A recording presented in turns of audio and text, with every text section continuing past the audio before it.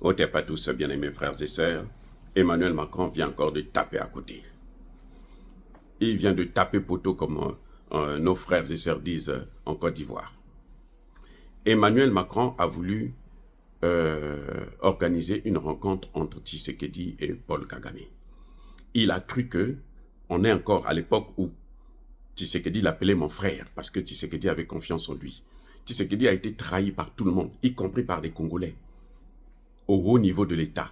Le président de l'Assemblée, le commandant de le général Franck, comment on l'appelle, Franck Toumba, le patron de la maison militaire, mais les députés, même les membres de son propre parti, ils l'ont trahi.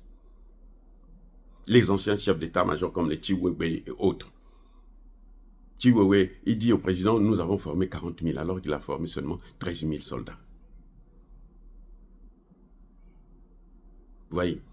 Donc, ils ont tous trahi Macron. Et plutôt Tshisekedi. Ils ont tous trahi Tshisekedi, y compris Emmanuel Macron.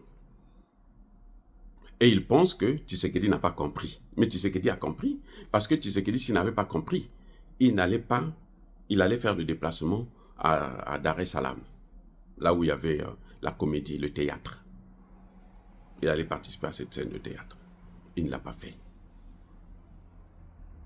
Vous voyez? C'est pour vous dire. C'est pour vous dire, les amis. C'est fini cette affaire-là. Donc, Emmanuel Macron a convoqué encore une fois de plus Tshisekedi cette fois-ci pour que Tshisekedi vienne juste avant le sommet de Dar es Salaam. Il voulait court-circuiter le sommet de Dar es Salaam. Il s'est dit, les Africains, si les Africains résolvent ça entre eux, ce n'est pas bon pour lui. Donc, il faut que les Européens soient ceux-là qui ont pu faire asseoir Tshisekedi et Paul Kagame. Paul Kagame, bien sûr, était partant puisqu'il est sur un terrain conquis. Ce sont ses complices. Donc, il ne peut que accepter. Mais Tshisekedi a dit non, cette fois-ci, je ne pars pas. Pour une fois, Tshisekedi a fait un bon choix. Il a pris une bonne décision. Il a dit, je ne pars pas.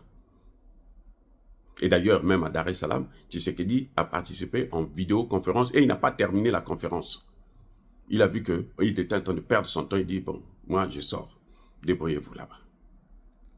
Voilà ce qui s'est passé à Dar es Salaam. Tshisekedi, maintenant, est en train de comprendre que le problème du Congo, c'est d'abord à l'intérieur même. C'est faire le nettoyage interne. Parce qu'il y a trop de traîtres. 60 à 90% des Congolais qui sont dans l'administration, des hauts gradés, des hommes politiques, sont acquis à Paul Kagame. Parce qu'eux, ils ont toujours vécu dans cette situation. Et c'est cette situation qui a toujours fait qu'eux, ils puissent avoir les postes et l'argent qu'ils ont. Donc, ils préfèrent, quitte à garder cette position, ils oublient que maintenant, Kagame est passé à une nouvelle étape. L'étape supérieure, où il veut prendre tout le Kivu avant de s'attaquer au reste de la RDC. Écoutez bien, Kagame, son objectif là, aujourd'hui, ce n'est plus comme avant. Avant, il cherchait seulement à sécuriser les matières premières pour qu'ils puissent piller et donner aux Occidentaux. Maintenant, ils sont passés à une nouvelle offensive, une nouvelle étape. L'étape actuelle, c'est que Kagame veut prendre l'Est. Il veut installer les Rwandais, et puis maintenant, à partir de l'Est, là, il cherche à conquérir maintenant le reste de la RDC, y compris Kinshasa. C'est pour ça que vous avez vu, il a envoyé ses hommes à Brazzaville, au Congo-Brazzaville. C'est à cause de ça. Et c'est ça que les Congolais corrompus là, les traîtres là, ils n'ont pas encore compris. Eux, ils se disent que non, ça va continuer, donc juste la guerre, on tue les gens là-bas, et puis nous, on continue à avoir de l'argent. On continue à s'enrichir. Non, eux là, on va les prendre comme les esclaves de Kagame. Parce que ça finit toujours comme ça. Heureusement qu'il y a un Dieu pour rendre justice. Ça prend le temps que ça prend, mais Dieu, il sait pourquoi il prend tout ce temps. C'est ce qu'il a fait avec la RDC et c'est ce qu'il entend de faire avec la RDC. Maintenant, ce même Dieu-là va décider le contraire. Il est décidé à stopper Kagame. Les amis, il est décidé à stopper Kagame. Parce que tout être humain, tout pouvoir, finit par s'arrêter. Je dis bien tout pouvoir. Le malheur, c'est que les gens qui ont ces pouvoirs-là, qui sont présidents, premiers ministres, général, ils pensent qu'ils le seront à vie. Ils n'ont jamais vu l'après-pouvoir. C'est-à-dire que quand tu n'es plus au pouvoir, quand tu es maintenant de l'autre côté de la barrière, quand tu regardes maintenant d'autres gens gérer ce que toi, tu as mal géré, ils ne regardent pas ça. C'est après seulement qu'ils se rendent compte et ils regrettent. Et dès qu'ils le regrettent comme ça, mais le bon Dieu les envoie en enfer. Allez-y brûler maintenant pour payer ce que vous avez fait. Tous les dictateurs. Vous voyez, vous avez vu Mobutu, comment il a terminé.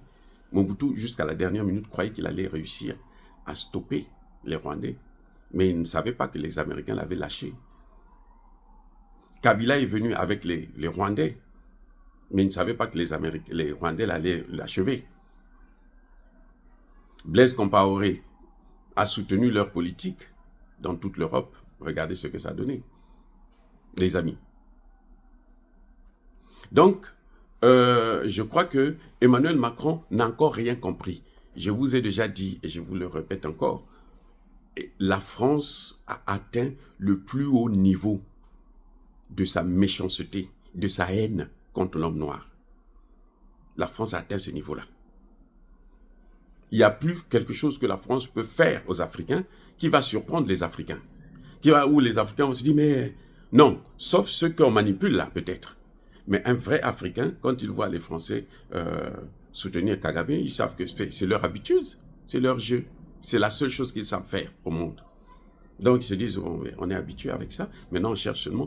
Et pendant qu'ils disent on est habitué, ils continuent à chercher des solutions pour contrecarrer cela. C'est ce que vous avez vu dans le Sahel. C'est ça que vous avez vu dans le Sahel.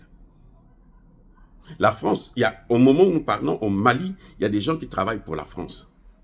Mais ils ne peuvent pas prospérer. C'est-à-dire que même s'ils peuvent faire chuter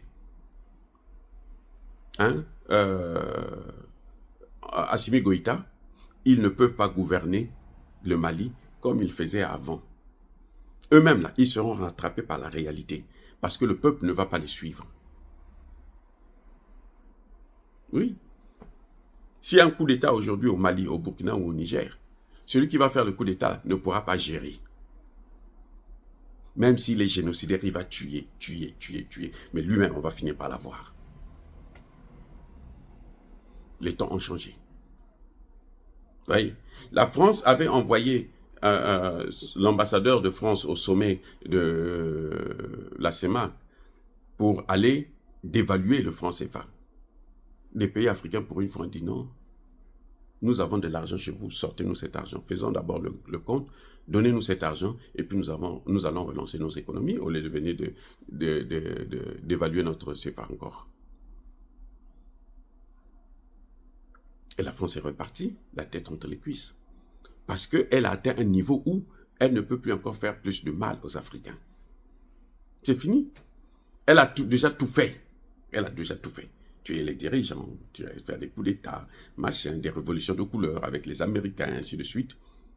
Maintenant, là, ça ne marche plus. Parce que de plus en plus, cette jeunesse-là commence à comprendre.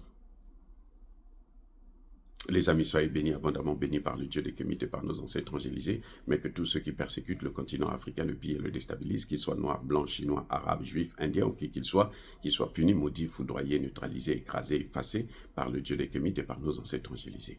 Vive l'Afrique éternelle, j'ai dit et j'assume.